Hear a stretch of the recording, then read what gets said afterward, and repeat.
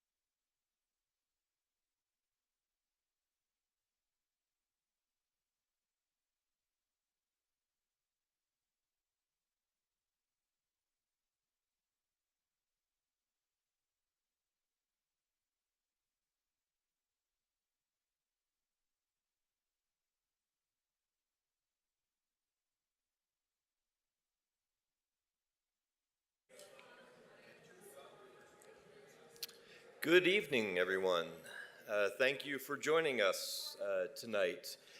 We are excited to be launching our series, the Faith and Freedom Speaker Series, tonight. We applied for a grant this past fall from the National Endowment for the Humanities, and they were kind enough to grant us that. So we are launching tonight the first of 4 speakers. After tonight, Phil Munoz, the head of the Tocqueville Center at Notre Dame University, will be joining us on April 20th. Mark David Hall from Regent University will be speaking on September 21st. And fan favorite Joe LeConte is coming back on October 19th.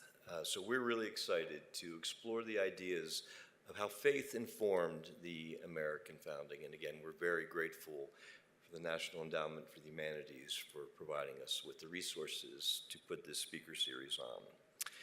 As we do all of our events at Centennial, we will begin tonight with prayer, the Pledge of Allegiance, and then an introduction of tonight's speakers. So I'd invite Lucy Polvote, Madison Patton, and Calvin Schmidt to the stage.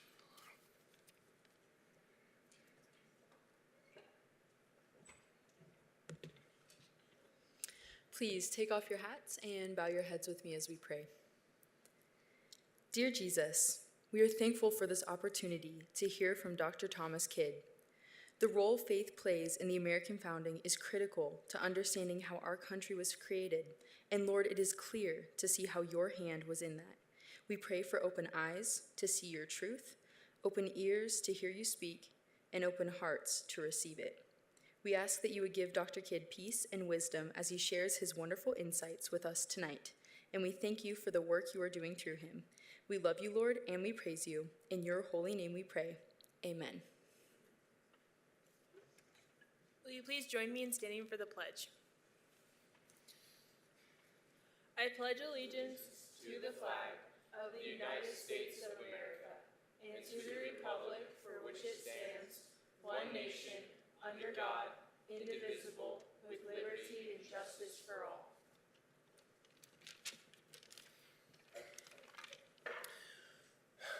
One of the most compelling debated topics today in today's culture is the role of faith in the American founding. Today, for the first event of the Faith and Freedom Speaker Series on Christianity and the Spirit of 1776, we have the privilege to hear from Dr. Thomas Kidd on this very subject. Thomas Kidd, as research professor of church history at Midwestern Baptist Theological Seminary in Kansas City, Kidd has completed a PhD in history at the University of Notre Dame, where he worked specifically with the historian of religion, George Marsden. He also earned a Bachelor of Arts and a Master of Arts degree in Clemson University in South Carolina. He is the author of many books, including both from the Yale University Press, Thomas Jefferson, A Biography of Self and Spirit and Flesh, and Who is an Evangelical? The History of a Movement in Crisis. Kidd has devoted his time and patience to history and to understanding faith in politics and Christianity. Please join me in giving Dr. Thomas Kidd a warm welcome as he explores the role of Christianity in the American founding and the Constitution. Thank you. Well, thank you very much, and thank you for your prayers and for that introduction. It's good to be back at Colorado Christian. I think this is my 3rd time here. I think you students were not here when I was here the last time, but it's great to be here, and thank you to the Centennial Institute and the grant from the NEH to make this possible. I do want to talk about the role of faith in the American founding tonight, and begin with a story about a chaplain named David Avery. The evangelical chaplain David Avery of Franklin, Connecticut, saw his first action of the Revolutionary War at the Battle of Bunker Hill. That June in 1775, Minutemen from New England seized Bunker Hill and Breed's Hill in Charlestown, Massachusetts, just to the north of British-occupied Boston. Under the cover of darkness, the colonial troops hastily built fortifications atop Breed's Hill that would allow them to bombard the British Army across the river. The sight of the fort so provoked the British that they decided to assault the insolent militiamen and drive them from the Charlestown Heights. The British Navy barraged Charlestown, setting the small town's wooden buildings ablaze, while 2,300 British infantrymen crossed the narrow Charles River to attack the 1,500 colonists occupying the hill. As the Redcoats began to ascend Breed's Hill, David Avery stood on nearby Bunker Hill and raised his arms toward heaven, praying for God to bless the American forces. And for a time, his prayers seemed to work. The first American volleys unleashed terrible destruction on the British, who retreated. They regrouped and assaulted the hill once more. As the British surged forward for a third assault, the American commander reportedly shouted, as you may remember, for the Americans not to, quote, fire until you can see the whites of their eyes. The militiamen began shooting only at close range, but they had begun to run out of ammunition. Some drew back from the charging British, while others tried firing nails or pieces of scrap metal from their guns, or to bludgeon the redcoats with their muskets. But in hand-to-hand combat, the militiamen were overwhelmed by British swords and bayonets, and the Americans called for a general retreat. The colonial troops took severe losses in the battle, but the British losses were even greater, with over 1,000 casualties. This was the bloodiest clash for the Redcoats during the war. David Avery found the battle to be truly horrific. Quote, "To us infantile Americans, unused to the thunder and carnage of battle, the flames of Charlestown before our eyes, the incessant play of cannon from their shipping, all heightened the majestic terrors of the field, exhibiting a scene most awful and tremendous," he said. Yet Avery came to see the British Army's costly victory at Bunker Hill as a sign of divine favor for the Patriots. God, Avery wrote, quote, "was our rock and fortress. He covered our heads with a helmet of salvation." For this evangelical chaplain, it was God who had broken up the formidable British Army, who had covered the Americans' retreat, and who had turned what should have been a rout of the Patriots into a brave defense by the Americans. And through counseling, preaching, and praying, Avery helped troops understand that God remained with them, even in defeat. The news of the opening of the war at Lexington and Concord in Massachusetts in April 1775 compelled David Avery to leave his congregation in Vermont to serve the Patriot cause.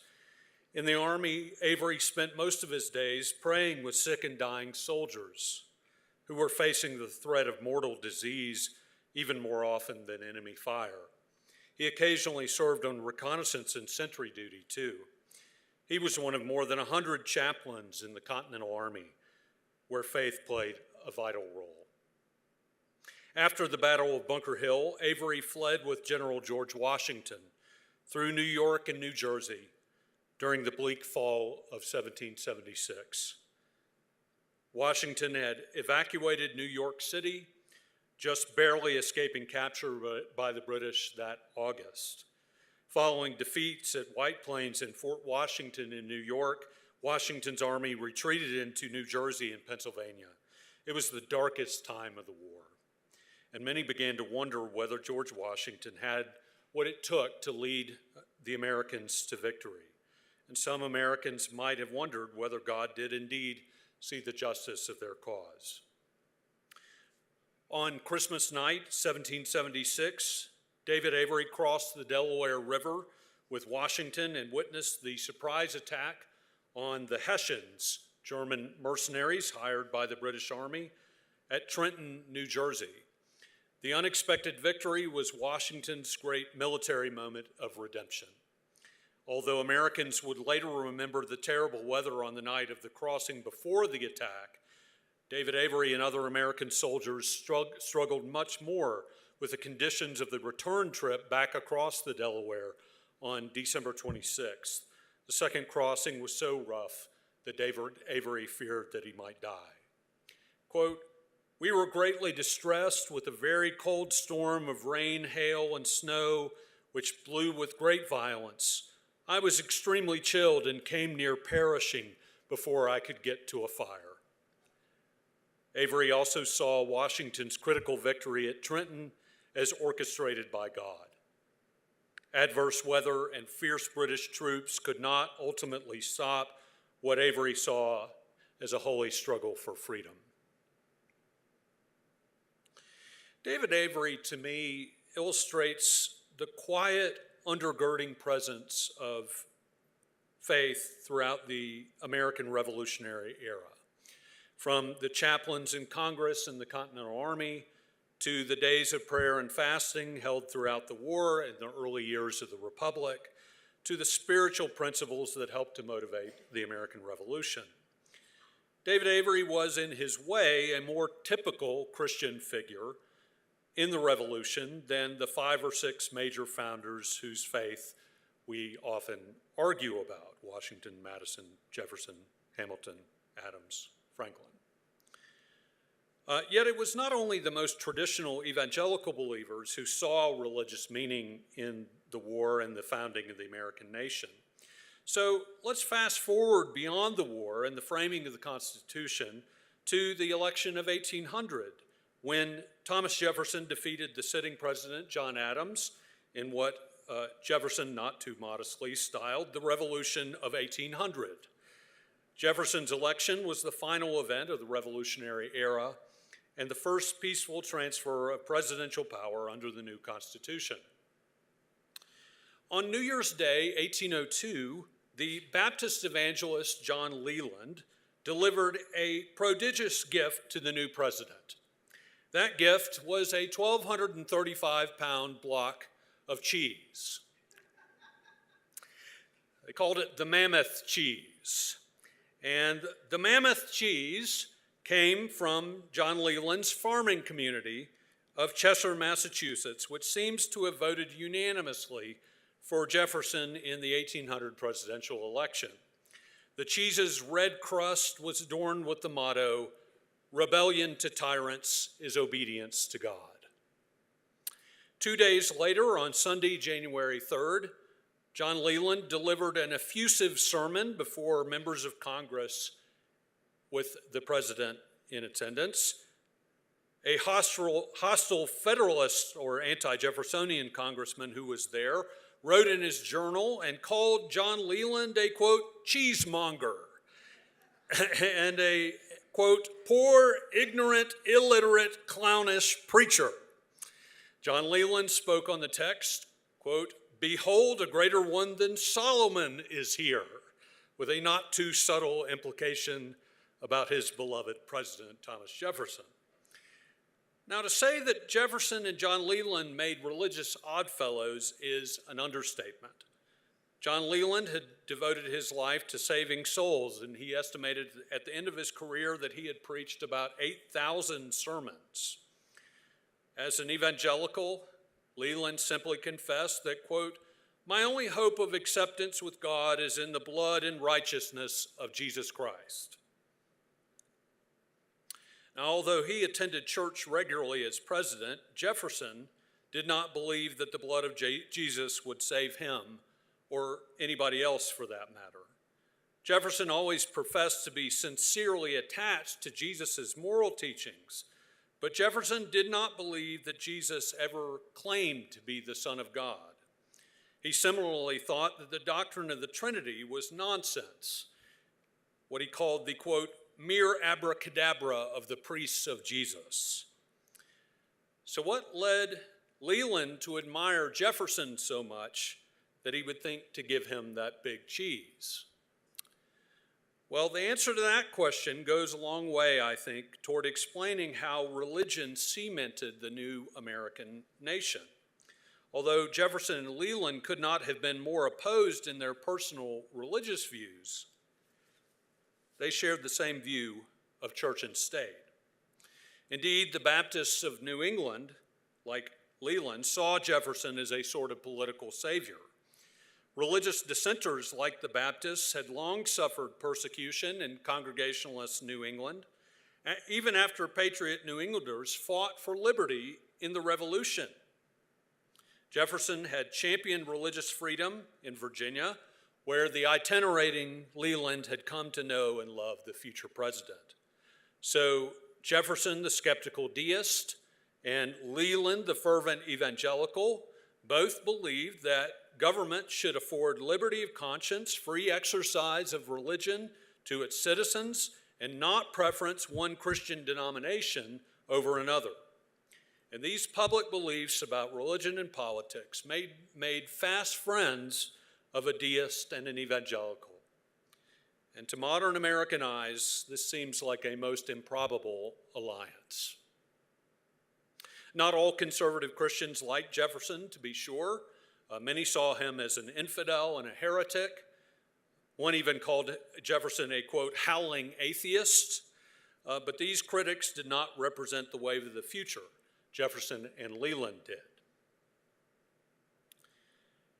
Now, as we've already said, there's no more controversial historical topic today than the role of faith in the American founding. Most of the myths about religion and the founding are a result, of course, of polemical views of the founding, which tend to create selective histories. On one side, we have secularists who tell us that Christianity had virtually nothing to do with the founding, and that the founders were all deists, if not closet atheists.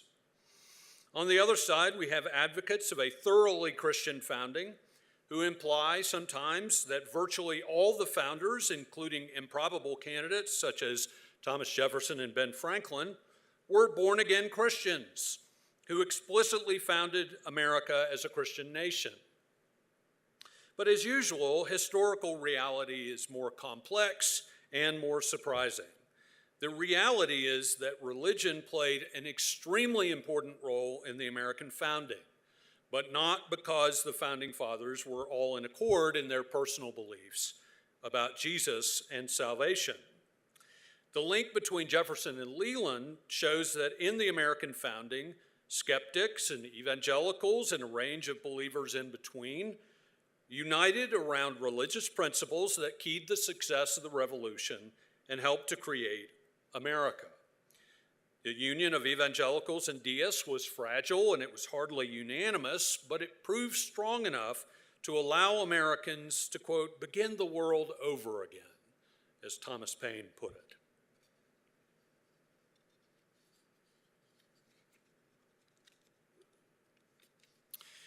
In 1776, America was already a nation of many religious views, and just like today, differing personal beliefs divided people. In public life, however, I would argue that 5 religious ideas connected far-flung and deeply varied Americans. Taking notes for extra credit, this is a good time to take notes. 5 religious ideas. The first idea lay behind the mammoth cheese, and that was the disestablishment of official tax-supported state churches. Across America, dissenting evangelicals like the Baptists led the charge against religious establishments or state churches during the Revolution, but they often gained critical assistance from liberal Christians or deists like Jefferson who shared their goals. Jefferson was also an architect of the second major point of agreement between deists and evangelicals, and that was the idea of the Creator God as the guarantor of fundamental human rights. The most famous articulation of this idea came in Jefferson's Declaration of Independence, of course, which proclaimed that, quote, all men are created equal and that they are endowed by their Creator with certain unalienable rights. Now, every phrase of the Declaration's opening paragraphs has been dissected and debated by scholars, yet the claim that all men are created equal and that they are endowed by their Creator with rights has, I think, received less attention than the other parts of the famous first passages of the document. And this is true even in Walter Isaacson's recent book, came out at the end of last year, The Greatest Sentence Ever Written, which, as the title implies, is only about the Declaration's second sentence. It's a pretty short book. And yet, it's only about that one sentence, and it still neglects, in my view, the issue of equality by common creation. And this neglect in Isaacson and many other works of equality by creation likely reflects an awareness of Jefferson's skepticism about traditional Christianity. Some interpreters might believe that Jefferson was casually employing a widely recognized yet theologically neutral description of the deity and then of the divine act of creation. But I think the motivation behind Jefferson's use of this phrase is at once simpler and more significant. When Jefferson needed a firm foundation for his plea for American rights, he turned to the broadly accepted notion of equality by creation. And from the rendering of this section of the Declaration, Jefferson borrowed directly from his fellow Virginian George Mason and the recently drafted Virginia Declaration of Rights that had just come out about a month earlier. And in that document, Mason spoke of men as, listen to this, quote, by nature equally free and independent, by nature. Jefferson rewrote this phrase to show more clearly the action of God in creation. Jefferson originally wrote that all men are, quote, created equal and independent, but then he cut out and independent to leave the simple, elegant phrase, all men are created equal. And Jefferson's next phrase, and are endowed by their creator, was also more theologically explicit than George Mason's wording, which had simply asserted that all men, quote, have certain inherent rights. Not that powerful, right? Not nearly as powerful as Jefferson's. In a rough draft of the Declaration, Jefferson had been even more forthright, writing that, quote, from men's equal creation, they derive rights inherent and inalienable. Mason's Declaration of Rights did speak of God as creator, but only later in the document, and with specific reference to religious liberty. So overall, George Mason's phrasing from a month earlier was less theologically direct than what Jefferson employed. So I would argue that the use by Jefferson and the endorsement by Congress of equality and rights by creation twice in this essential sentence was no mistake and no afterthought. Jefferson recognized that the wording of the Declaration of Independence would root his case for equality in the widely assumed common creation of mankind by God, and thus provided a more transcendent basis for equality than merely referring to the rights of Englishmen or simple reason or nature. Propounding national independence because God had created humans as equal beings was a profoundly significant example of the willingness of Jefferson and the other founders to use religious concepts to mobilize Americans for the patriot cause. Congress even added two references to God, the supreme judge of the world and divine providence, they said, at the end of the Declaration. As Jefferson famously explained later, he meant the Declaration's language to reflect, quote, the harmonizing sentiments of the day, using language that would resonate with the American public and rise above sectarian differences in theology. By 1776, the discourse around the concept of equality by God's creation possessed that kind of broadness of appeal. And although Jefferson, a Virginia aristocrat and slave owner, only tentatively envisioned the Declaration as a catalyst of social change, Americans quickly began to realize that his words could be used to stimulate a much deeper social transformation. Indeed, the doctrine of the common creation of all people proved one of the most cogent arguments against American slavery. Many American leaders functionally tried to restrict God-given equality to white propertied men. However, some Americans took Jefferson's language of equal rights further than most major founders intended. Within months of July 4th, 1776, the African-American Congregationalist pastor and former Continental Army soldier, Lemuel Haynes, had seized upon the Declaration's language of equality by creation and cited Acts 17:26, which in the King James is, God has made of one blood all nations of men, to argue that, quote, liberty is as equally as precious to a black man as it is to a white one, and bondage equally as intolerable to the one as it is to the other. And Lemuel Haynes warned that Americans invited the wrath of God if they did not give up slavery. So the doctrine of rights guaranteed by creation helped make the ideological tensions over American slavery unsustainable. Beyond church-state relations and rights by creation, a wide spectrum of Americans also believed, third point, in the political threat posed by human sinfulness. They worried about the sinfulness of the British, of course, but they also worried about their own moral failings in America. And so in a 1776 proclamation for a day of prayer and fasting, the Continental Congress called on Americans, get this, to, quote, bewail our manifold sins and transgressions, and by a sincere repentance and amendment of life, appease God's righteous displeasure, and through the merits and mediation of Jesus Christ, obtain his pardon and forgiveness. Continental Congress, 1776. Because of their doubts regarding human nature, the founders saw centralized government power as dangerous. This conviction heavily shaped both the decision to revolt against the British monarch and also the nature of the new American government. While most of the leading founders did not believe in the total depravity of man, a doctrine taught by Calvinist Christians, most revolutionary Americans believed that the best kind of government featured divided powers. Again, older European political theory held that God had vouchsafed political sovereignty in a monarch, but the patriots rejected kings and any central consolidation of power because, as James Madison put it in The Federalist, men are not angels. The belief in human sinfulness was a staple of both classical Republican, small r Republican ideology, which many historians see as a primary driver of the revolution, and of traditional Calvinism. Although Republican ideology emphasized the virtuousness of landed independent man, Republican thought also highlighted the ever-present danger of corruption among people because of their craving for domination over others.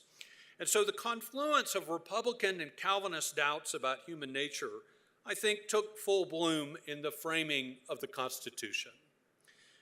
James Madison knew well the doctrines of original sin and human depravity, as he had attended Princeton College, which in those days, believe it or not, was a Presbyterian Calvinist institution. Although Madison believed that humans still had a natural capacity for good, Madison nevertheless came to the Constitutional Convention in 1787 with a plan of government that would account for human sinfulness, while also creating a government that could act effectively against threats to the national interest. A related moral principle, fourth point, the counterpart of the belief in human sin was the need for virtue to sustain the republic. If in a republican system sovereignty was given over to the people, then those people must be willing to act benevolently with the public good in mind. Centralized government power kept the people from running wild, but that political authority risked becoming tyrannical if it was not also checked and balanced within itself. And so during the Revolution, a new blend of Christian and Republican ideology led religious traditionalists to embrace the classical ideal of Republican virtue wholesale. If they remained virtuous, Boston patriot Samuel Adams said, Americans could create a, quote, Christian Sparta, a unique amalgamation of the Christian and the classical Republican traditions. George Washington encapsulated the priority of virtue in his 1796 farewell address. I'm sure it's familiar to many of us. For him, virtue necessarily emerged from religious training and commitment. It wasn't good enough to just be educated. Washington said in 1796, quote, "Of all the dispositions and habits which lead to political prosperity, religion and morality are indispensable supports. In vain would that man claim the tribute of patriotism who should labor to subvert these great pillars of human happiness," great pillars meaning religion and morality.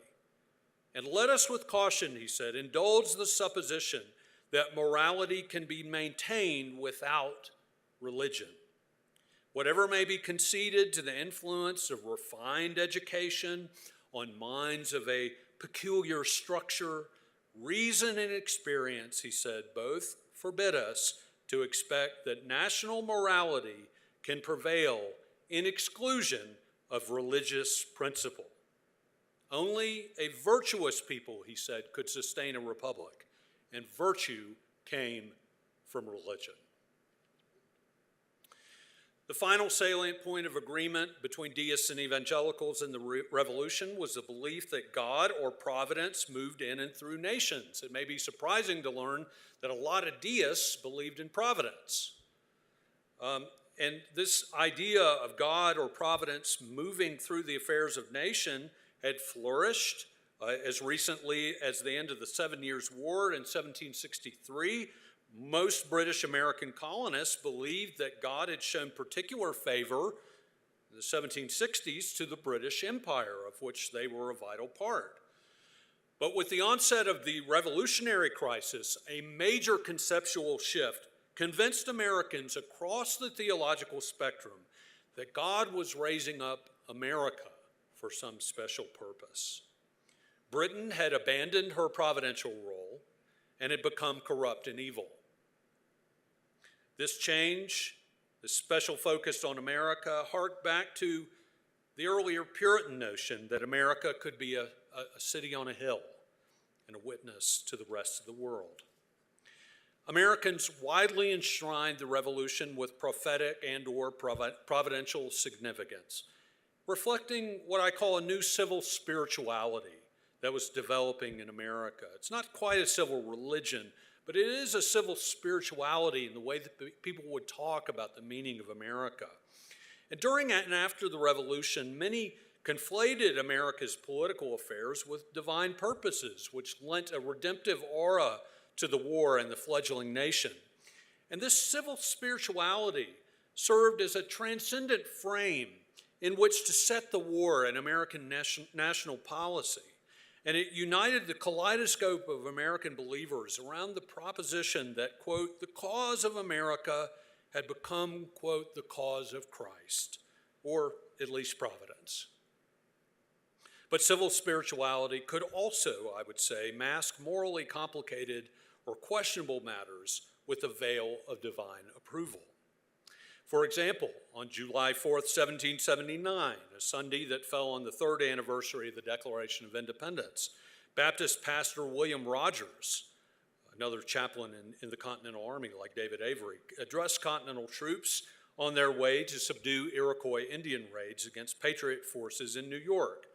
Rogers, who served as an American chaplain for most of the war, reminded the men of their sacred cause. He said, quote, "Politically, as a nation, we are exhorted to trust in the Lord.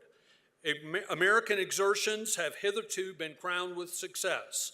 Let us still, under the banners of liberty and with a Washington for our head, go on from conquering to conquer. Our fathers trusted and the Lord did deliver them. They cried unto him and were delivered. They trusted in him and were not confounded. Even so may it be with us for the sake of Christ Jesus, who came to give freedom to the world." With these words echoing in their minds, the troops attacked and burned 40 Iroquois towns during their campaign, razing their fields and orchards. So although providentialism united and inspired patriotic Americans during the war, it was also the most morally delicate of all their shared religious principles. The devil was undoubtedly in the details of Americans' assertions of civil spirituality. Some founders, yes, envisioned America as a specifically Christian nation, while others preferred more general providential religious rhetoric about America. And these differing specifics would at times threaten to tear Americans apart, such as during the presidential election of 1800, in which Jefferson, as I mentioned, defeated John Adams. Americans at the time could not agree on the religious significance of Thomas Jefferson's election. Some Federalists, especially conservative Congregationalists, saw Jefferson's victory as fraught with apocalyptic danger. The newspaper, the Gazette of the United States in Philadelphia, the nation's leading Federalist or anti-Jefferson newspaper, repeatedly printed a notice in the fall of 1800 that instructed Americans to ask themselves, this is what they said in the campaign of the fall of 1800, quote, "Shall I continue in allegiance to God and a religious president, John Adams, or impiously declare for Jefferson and no God?" Triple exclamation point. They would have loved Twitter, right? It's all caps, triple exclamation point, Jefferson and no God. Some New England Federalists reportedly hid their Bibles when they learned that Jefferson was elected, fearing that soon the government would come to confiscate them. But other American Christians saw Jefferson's election in an entirely different light. The Danbury Baptist Association of Connecticut wrote to Jefferson in 1801 and congratulated him on the election. Quote, "We have reason to believe," the Baptists exulted, "that America's God has raised you up to fill the chair of state out of that goodwill which he bears to the millions which you preside over." They prayed that God would bring Jefferson, quote, "at last to his heavenly kingdom through Jesus Christ, our glorious mediator." So for many Baptists and other Jeffersonian Republican evangelicals, Jefferson's election did not represent the triumph of infidelity, but a great providential victory for religious freedom. And to their relief, Jefferson's critics found little evidence of moral decline or anti-Christian terror once Jefferson took office. Now, it is true that unlike Washington and Adams, Jefferson would not call for national days of prayer as president, but otherwise his administration did not make any dramatic changes to the government's stance on religion.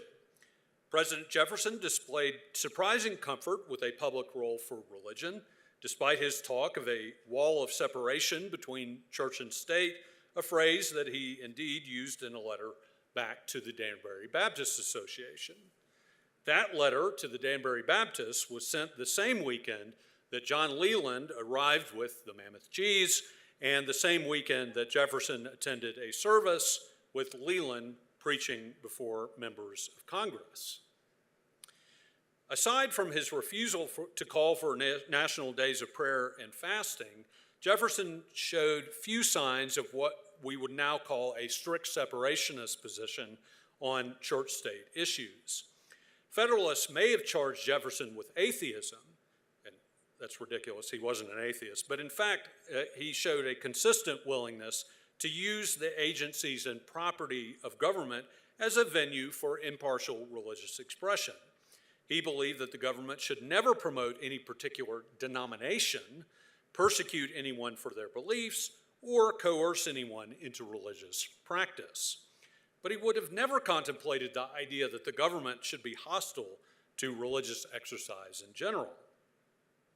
Jefferson routinely permitted worship in federal buildings, and he attended religious services himself on government property. He had done this as governor of Virginia, too. During his presidency, church services were regularly held in the Treasury Building, the War Office, the Supreme Court's chambers, and a whole range of pastors, including some evangelicals, spoke to church services in the House of Representatives.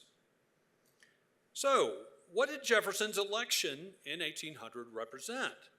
If we focus only on Federalist attacks on him as a heretic and an infidel, then we might conclude that when faced with a choice between a religious and a secular republic in 1800, that Americans chose a secular one. But this interpretation seems doubtful in light of Jefferson's promotion of a public role for religion and his deep connections with many American evangelicals, especially Baptists. Neither the Baptists nor Jefferson entertained any notion that religion should have no place in the political life of the republic. Their experience with church-state relations told them that the great danger lay in government creating state-supported churches and preventing the free exercise of religion. But they hardly envisioned a secular republic. Such a concept was almost incomprehensible in the mental world of the founding era. Now, be careful, this is not to suggest that Jefferson secretly held some kind of traditional Christian faith. He did not. Jefferson's victory simply revealed that the founders' commitment to a republic where religion sustained public virtue remained in place after the election of 1800. The religious principles on which the revolutionaries agreed were not just throwaway lines and vacuous slogans. They inspired both prominent founding fathers and lesser-known preachers such as the chaplain David Avery. They vitally bound together Americans of widely differing religious opinions. If not for their common view of church and state, John Leland and Thomas Jefferson might have despised one another. And to be honest, I do think that Jefferson kind of thought Leland was a nut, but he appreciated his political support. But their union and the joining of countless other Americans of contradictory private beliefs created an unusually free nation where the exercise of religion could flourish unfettered. Common religious values also gave ballast to a new country that badly needed stability. So amidst today's intense conflicts over morality and values, again, many on the secular left insist that Christianity played no formative role in the founding. And then on the right, we have writers who tell us that in 1776, America was a sectarian Christian nation, and that we should recreate that lost Christian establishment. But a closer examination of the realities shows that at the time of the nation's founding, American religion was both diverse and thriving. In its most vulnerable moments, religious ideas, especially religious liberty, united revolutionary America from the battlefields of Massachusetts to the framing of the new Constitution. The unifying tenets of the revolutionary era's evangelicals and deists and a bunch of people in between helped to define many of America's most cherished freedoms. So I would still recommend those religious principles as essential to the success of American civil society. Thank you very much.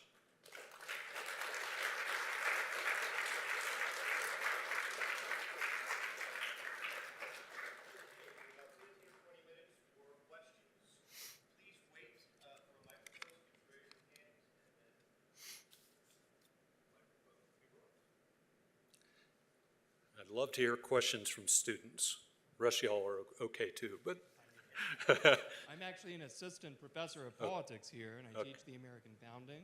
Yeah. Very much enjoyed your talk, Dr. Kidd. Thank you. My question has to do with your first point that you said was a foundational principle that evangelicals and deists alike agreed on. You said disestablishment of state churches.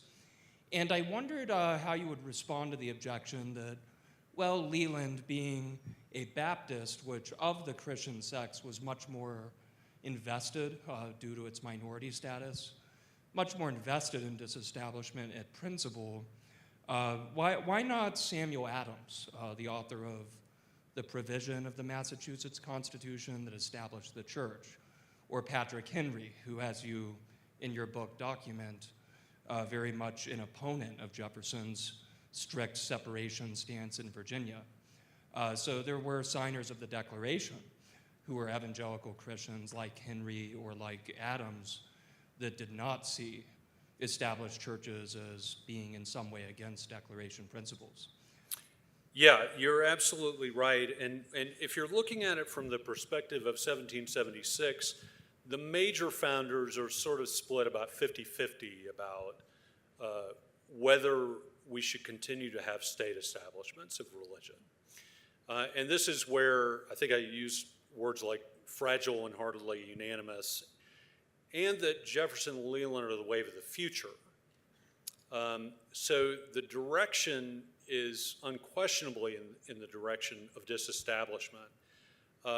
And in that campaign, it's not just Baptists. There are many Presbyterians.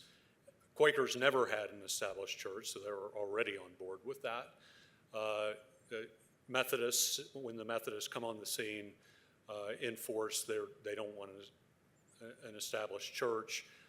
So I think part of the point that I'm trying to make is that from a secularist perspective, you would think that disestablishment is coming from, deistic, maybe heretical kind of views like Jefferson's, and that is the prime driver of disestablishment. But what I'm trying to say is it's the most hardcore evangelicals who are pushing for disestablishment at the time of the founding, and they are much to be thanked for getting the First Amendment's religion clauses and the no establishment clause of the Constitution. So on a national level, there certainly is agreement by the time you get to 1787 that we will have no national established church.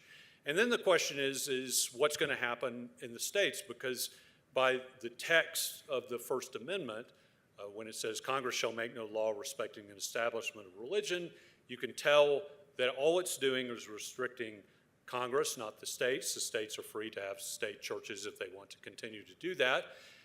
And the New England states, except for Rhode Island, which never had an established church anyway, they continue to have established churches, but they're increasingly under pressure because not of secularism, but because of the increasing evangelical diversity in those states and Unitarianism, to be fair.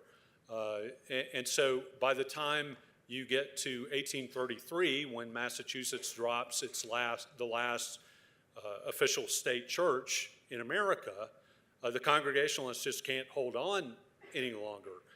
Is it because religion is dying in Massachusetts? No, of course not. This is the end of the Second Great Awakening. In a way, religion is stronger in 1833 than it had been in Massachusetts in 1776, but it's because the Methodists and the Baptists and a bunch of other groups are so strong, and they're not the state church, and especially for the Baptists, they're used to the state church persecuting them. They don't like the state church, right? So there is a powerful evangelical Christian argument being made that works for not having official state churches. And, take it for what it's worth. I teach at a Baptist seminary, so I take the Baptist line on these kind of things. But their idea is we don't want a state church. We want the government just to leave us alone, and we will preach the gospel in freedom and win the day. That's what they wanted. That's what free exercise of religion meant to them. They didn't want government assistance.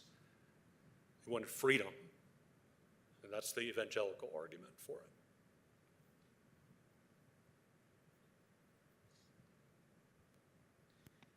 Thank you. I was wondering, what would the founding fathers, especially with this idea of faith and what we talked about, like with religion and morality being pillars, what would they have considered religion? Would they have just predominantly considered that Christianity and everything just not? Or would they have considered other things like Islam and Hinduism and these other pagan religions that we now see today? Would they have seen that yesterday or back then? Or would they have not considered that part of the religion that they wanted free?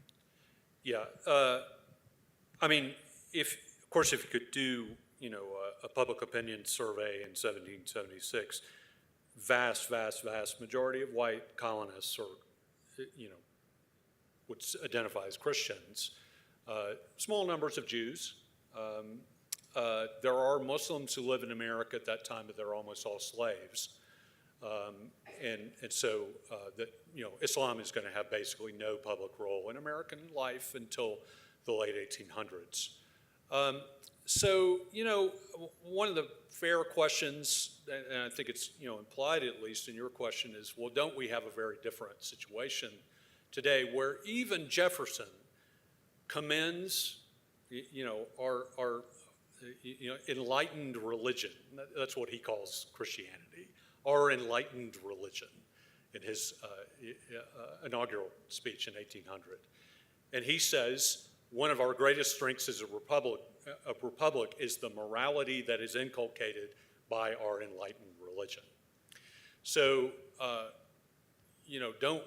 don't they just live in kind of a vanished world that, we can't, we just, it's different from what we're dealing with today? Yes, in some important ways. I will say that, Leland in particular, now Leland's a radical. I mean, I will readily admit that. Leland is not mainstream.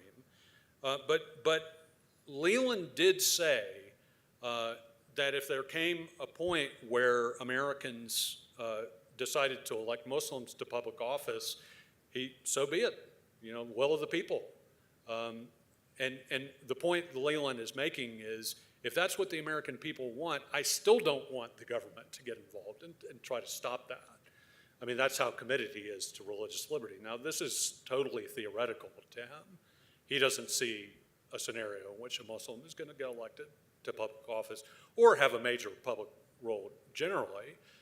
Jews now, Jews are, that's coming fairly quickly. And so a lot of the states, the form of establishment they have, one of the forms of establishment that they have is that you have to swear that you believe in the divine inspiration of the Old and New Testaments, so explicitly excluding Jews. And if I remember the details correctly, in North Carolina, for instance, had this sort of, you have to swear to this. And then the state legislature in about 1807 elected a Jew. And they were like, okay, we'll just move forward and act like that's not there. So, again, that is, religious diversity there, in that case, with non-Christian religion, very closely related, obviously, to Christianity, but non-Christian religion, pushing the boundaries of religious liberty forward. And it didn't lead to any, meltdown of the North Carolina legislature. They just accepted the reality that the voters had chosen a Jewish person to serve in office.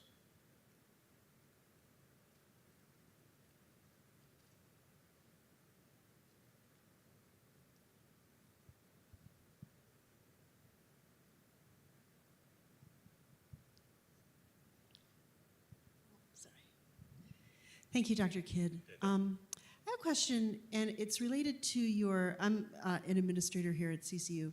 It's related to a claim that you made, and I just want some clarity, that the founders were using the term providence, while some of them were deists, and they were okay with that.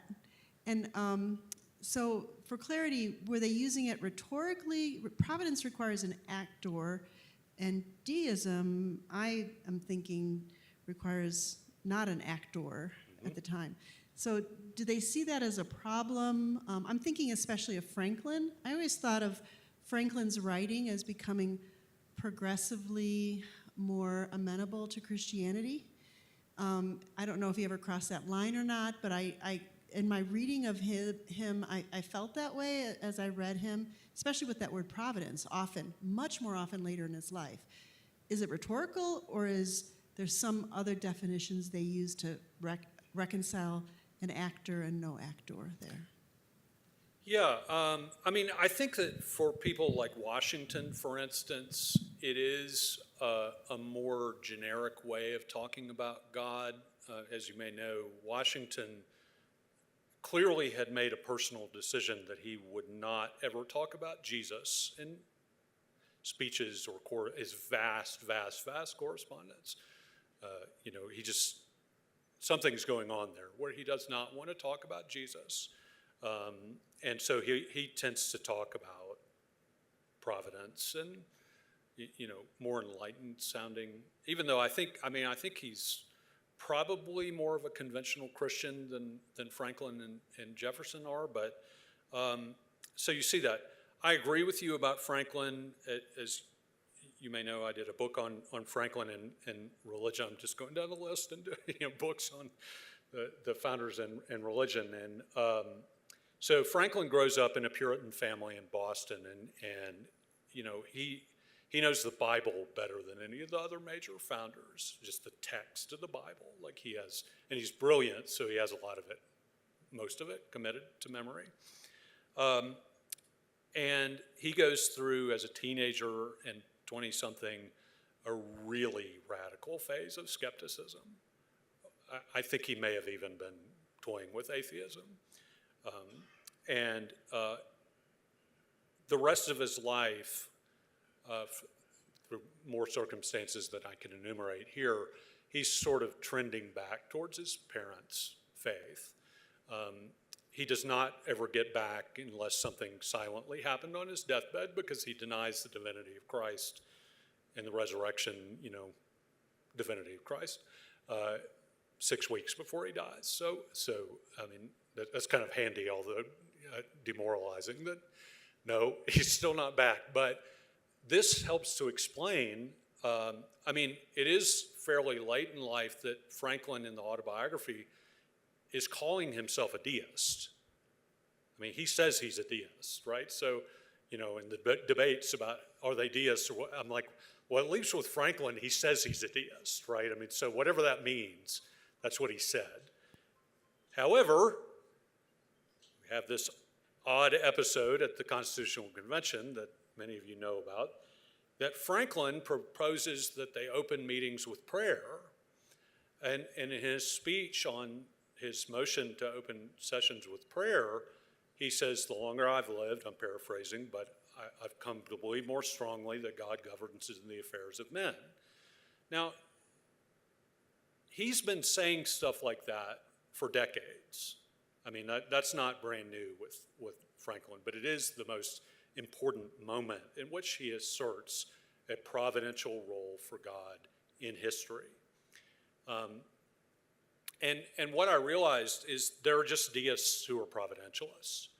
I mean, if we think there's only one thing that means deists, then we think of the distant clockmaker God who set the world going and is off doing something else.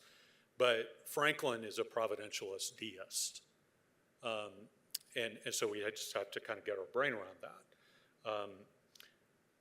Since I mentioned it, you all know that the Constitutional Convention did not adopt Franklin's prayer motion. In conservative Christian circles, sometimes we don't get the second half of the story. So Franklin the deist says we need to open sessions with prayer, and they table the motion. And Franklin is ticked off, right? He's like, the rest of the convention, except 3 or 4 members, thought prayers unnecessary. Again, triple exclamation mark, double underline. He's really ticked off about it. It's like, what's the matter with you people? Back in the day, in 1776, we always opened sessions with prayer, and that turned out well. Like, why won't we do it? And they're like, well, it's complicated. Who do we hire? Because we got to hire a chaplain, and then that raises denominational issues. We don't have a budget for a chaplain. Was it Hamilton who said something about the propriety of calling in foreign aid to the convention? So anyway, but they didn't adopt they didn't open prayer at the convention. It's just weird. So the deist wants to. The rest of them, who are much more normal Christians, didn't. Strange. I'm glad I told that story. Some of y'all were like, are you serious? I'm serious. I'm serious.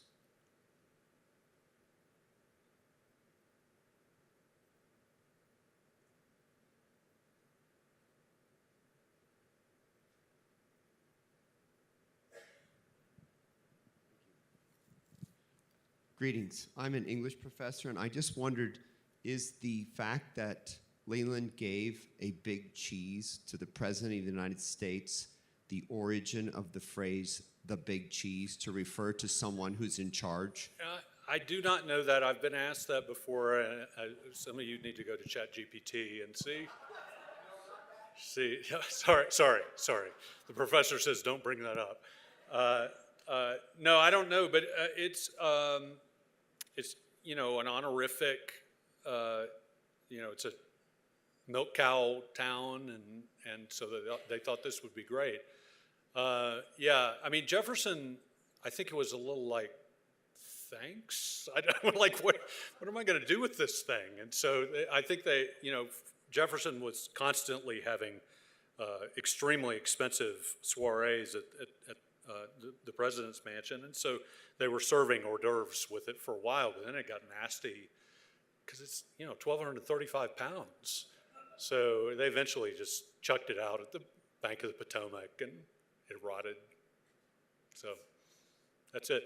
If you go to where Cheshire, where Leland is from, they have a model of the mammoth cheese. So I've got pictures of me with, selfie with the mammoth cheese, So anyway, that's what a nerd I am, They're proud. They're proud of it. It's a great story. Please join me in thanking Dr. Kidd for his outstanding lecture. Thank you. Just a couple of quick announcements.